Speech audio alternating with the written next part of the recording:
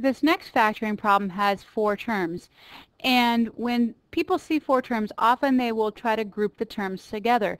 But what I want to point out here is that our last 3 terms here are actually a perfect square trinomial. In order for you to see that a little easier, let's actually factor a -1 out of each of those 3 terms. So let's rewrite this as 25 minus the quantity x squared plus 6x plus 9y squared. And then you might be able to recognize this as being a perfect square trinomial.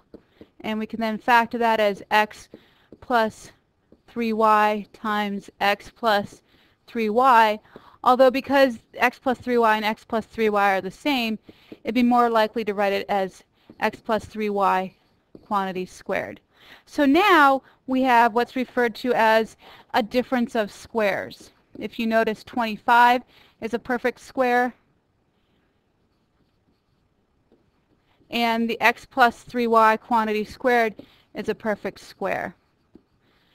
And the way we factor a difference of squares, a squared minus b squared, is a plus b quantity times a minus b, the quantity of a minus b.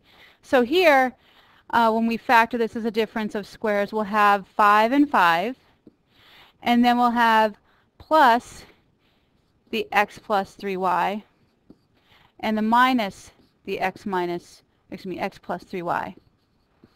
And then we might actually do a little bit simplifying here in the parentheses, since really we don't need the parentheses in this first set, and then distribute the negative in the second set of parentheses.